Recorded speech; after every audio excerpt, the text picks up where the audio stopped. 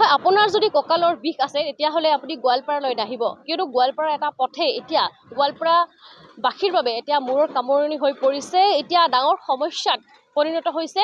গোৱালপাৰাৰ ৪৬ নং যি ৰাজ্যিক ঘাইপথ আছে, এই ৰাজ্যিক ঘাইপথৰ যি পৰিৱেশ দেখিলে আপোনাৰ চকু কপালত উঠিব। এয়া পৰিৱেশ দেখুৱাইছোঁ গোৱালপাৰাৰ ৪৬ নং ৰাজ্যিক ঘাইপথৰ আমি হেলাপাখিত উপস্থিত আছোঁ আৰু পথছোৱা পথ নে পুখুৰী আচলতে সেয়া ধৰিব নোৱাৰি। এক পুখুৰী সদৃশ পৰিৱেশ হৈছে এই গোটেই পথছোৱা। গোৱালপাৰাৰ যি ৪৬ নং যি ৰাজ্যিক ঘাইপথ আছে, গোৱালপাৰা চহৰৰ বিৰচিৰ পৰা মাটিয়ালৈ যোৱা এই পথছোৱা, গোটেই পথছোৱা এতিয়া দেখিবলৈ পোৱা গৈছে নষ্ট হৈ গৈছে। আৰু গোৱালপাৰাৰ এই পথছোৱা আচলতে ক'ব লাগিব দীৰ্ঘদিনৰ পৰা প্ৰায় এবছৰৰ পৰাই যি টেক পইণ্ট কনষ্ট্ৰাকশ্যন যি কোম্পানীয়ে ইয়াত নিৰ্মাণ কৰি পথ যি নিৰ্মাণ কৰি থকা হৈছে, পথ নিৰ্মাণ কৰি আছে আৰু এই অতি লেহেমীয়া গতিত নিৰ্মাণ কাৰ্য চলাই থকাৰ বাবে আচলতে এই পথৰ এই অৱস্থা। আৰু অতি নিম্নমানৰ সামগ্ৰী ব্যৱহাৰ কৰি পথছোৱা নিৰ্মাণ কৰি থকা হৈছে। তাৰ ফলত এনেদৰে গোটেই পথছোৱাই নষ্ট হৈ গৈছে। আৰু ক'ব লাগিব যিহেতু ৩৩ কোটি টকা ব্যয় সাপেক্ষে এই পথছোৱা নিৰ্মাণ কৰি আছিল। আৰু এই পথছোৱাৰ দুৰৱস্থা দেখিলে আচলতে আপোনাৰ চকু কপালত উঠিব। আৰু এই পথছোৱাৰ বাবে এতিয়া গোৱালপাৰাবাসীৰ ৰাইজে এতিয়া জমৰ যাতনা ভোগ কৰিবলগীয়া হৈছে। প্ৰতিদিনে ইয়াত যিহেতু হাজাৰ হাজাৰ যি ৰাইজ এই ৰাস্তাটোৰে এই পথটোৰে যাতায়াত কৰে আৰু তাৰ ফলত আচলতে এই গোটেই গোৱালপাৰাবাসী ৰাইজৰ এতিয়া জমৰ যাতনা ভোগ কৰিবলগীয়া হৈছে পথটোৰ বাবে। আচলতে গাড়ীৰে আপুনি গ'লে আচলতে কঁকালৰ বিষ অনুভৱ হ'ব আপোনাৰ।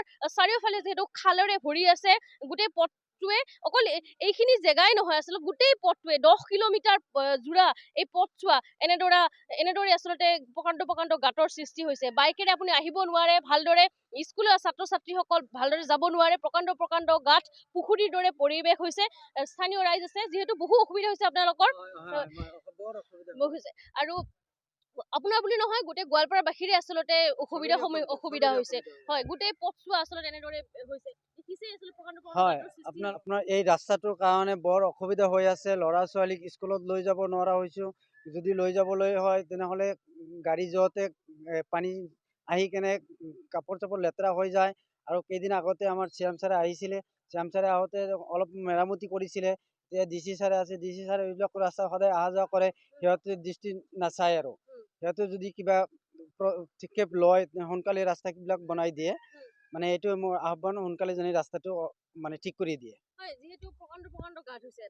গাঁত হৈছে ৰাস্তা। এইকেইদিন আগতে পিলপিলি এটা মানে পাল্টি খাই মানে মানুহ দুজন তলত পৰিছিলে। পৰি গৈছিল, তলত পৰি গৈছিল। গোটেই ৰাস্তাখনে গোৱালপাৰাটো একদম দুবাৰলৈকে বহুত বেয়া হৈ আছে। পেচেণ্ট ইমাৰ্জেঞ্চি পেচেণ্ট আনোতে দেখোন গাড়ীতে মানে বৰ অসুবিধা হৈ যায়, মানে কিবা ৰিস্ক হৈ যায়।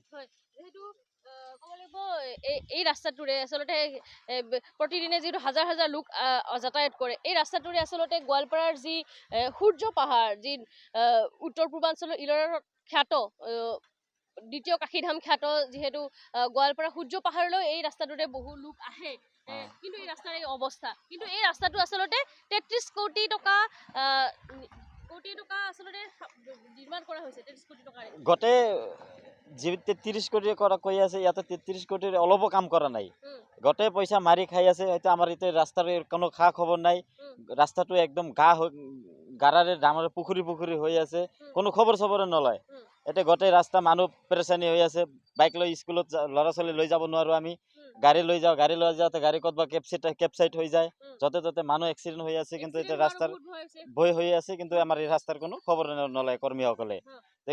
আমাৰ একদম লেহেমীয়া মানে একদম আলহীয়া কৰি কাম কৰি আছে। একদম লাহে ধীৰে কাম কৰি আছে। এনেকুৱা বৰষুণৰ মাজতো ৰাস্তাৰ কোনো খবৰ নলয়। এবছৰ পাৰ হৈ গেল হলে এনেকুৱা হৈ গৈছে, তথাপিও কোনো ৰাস্তাৰ কোনো এতিয়া ৰাস্তা পুৰা ভালে আছিল। আমাক সেনেকুৱাই আছিল, তথাপিও আমি ভালে চলি আছিলো। কিন্তু ভাঙি কেনে থৈ দিল, এতিয়া ৰাস্তাৰ কোনো কাম নকৰে।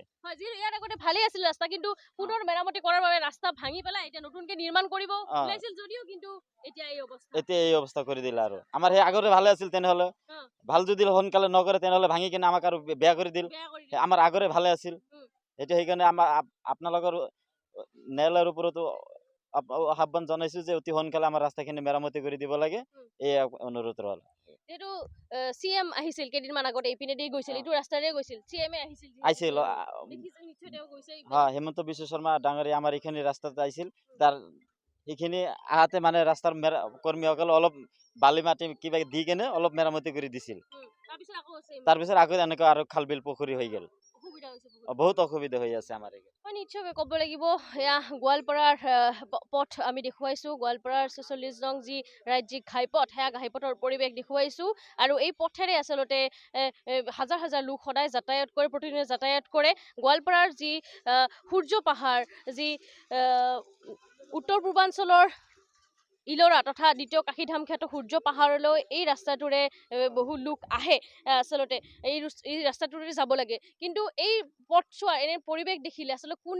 এই পথেৰে আহিব সেয়া আচলতে ভাবিবলগীয়া কথা আৰু বিভিন্ন অসুবিধাৰ সন্মুখীন হৈছে গোৱালপাৰাবাসী ৰাইজে আৰু গোৱালপাৰা চহৰবাসীয়ে এই পথেৰে আচলতে মাটিয়ালৈ যায় এই পথেৰে আচলতে দুধনৈলৈ যি ৰাষ্ট্ৰীয় ঘাইপথ যোগাযোগ কৰিব পাৰে আৰু এনেদৰে এতিয়া পৰিৱেশৰ মাজত এৰি থাকিবলগীয়া হৈছে গোৱালপাৰা আমি পৰিৱেশ দেখুৱাইছোঁ গোৱালপাৰা টেক পইণ্ট যি কনষ্ট্ৰাকশ্যনে এই যে কাম হাতত লৈছে আচলতে অতি লেহিমীয়া গতিত কাম চলি থকা বুলি অভিযোগ উত্থাপিত হৈছে অতি নিম্নমানৰ সামগ্ৰী ব্যৱহাৰ কৰি এনেদৰে নিৰ্মাণ কাৰ্য চলাই থকা এক অভিযোগ উত্থাপিত হৈছে আৰু তাৰে ফল আচলতে এয়া দেখিবলৈ পোৱা গৈছে প্ৰকাণ্ড প্ৰকাণ্ড গাঁত